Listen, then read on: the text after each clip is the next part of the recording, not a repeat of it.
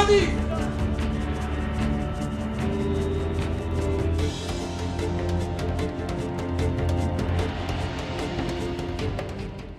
अब जब 2022 का चुनाव संपन्न हो चुका है, जीत और हार का ऐलान हो चुका है, कौन सत्ता पर विराजमान होगा और कौन नहीं, ये सब तय हो चुका है, तो अब विपक्ष ने शुरू कर दिया है ईवीएम का खेला। ईवीएम पर दोषारोपण शुरू हो चुका है।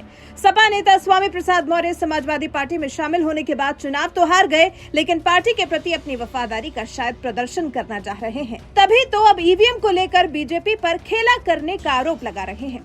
किस तर्ज पर? पोस्टल बैलेट की तर्ज पर, क्योंकि पोस्टल बैलेट में बीजेपी से ज्यादा सपा को वोट मिले हैं। इसे लेकर स्वामी प्रसाद मौर्य ने बीजेपी को कटघरे में खड़ा किया है। स्वामी प्रसाद मौर्य ने सोशल मीडिया के जरिए बीजेपी पर जबरदस्त तंज कसा है।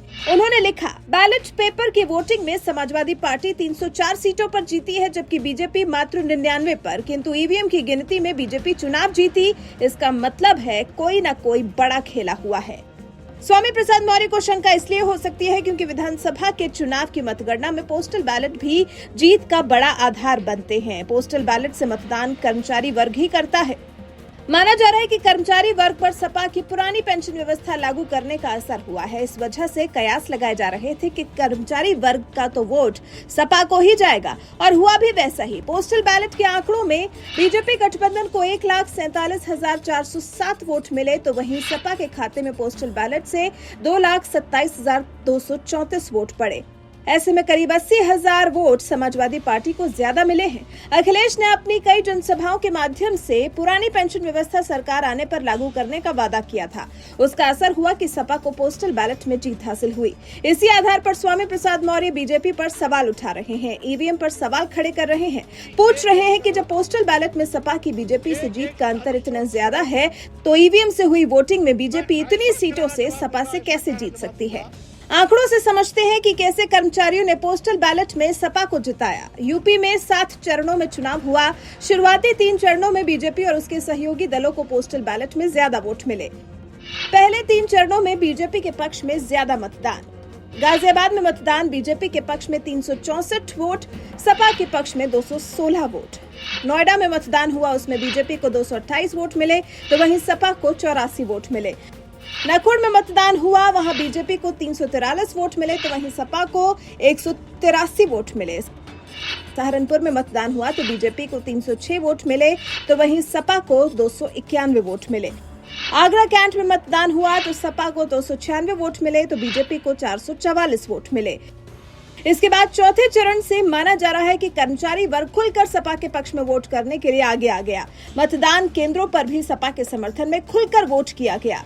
लखीमपुर खीरी की सभी सीटों पर बीजेपी के उम्मीदवारों को जीत हासिल हुई, लेकिन पोस्टल बैलेट के हिसाब से आंकड़ों ने कुछ और ही कहानी बयां की।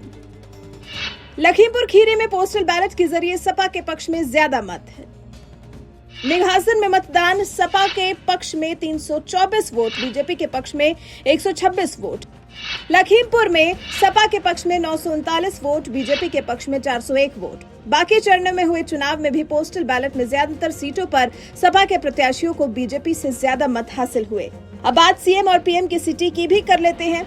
सीएम योगी गोरखपुर से अपनी किस्मत आजमा रहे थे। गोरखपुर में योगी आदित्यनाथ के पक्ष में 1,329 वोट आए, सपा के पक्ष में 1,213 वोट आए। पीएम मोदी की सिटी वाराणसी में सभी सीटों पर बीजेपी उम्मीदवार को सपा प्रत्याशियों की तुलना में ज्यादा वोट हासिल हुए। पीएम की सिटी में बीजेपी को सपा से ज्यादा वोट मिले हैं। वाराणसी कैंट में मतदान हुआ, उसमें बीजेपी को 580 वोट मिले, वहीं सपा को 413 वोट मिले। वाराणसी उत्तर में मतदान हुआ तो बीजेपी को 438 वोट मिले, तो सपा को 634 वोट मिले। वाराणसी दक्षिणी में मतदान हुआ तो बीजेपी को 206 वोट मिले, तो वहीं सपा को 203 वोट मिले। इन आंकड़ों के आधार पर ही स्वामी प्रसाद मौर्य ने बीजेपी पर ईवीएम में गड़बड़ी को लेकर बहुत बड़ा आरोप लगाया है।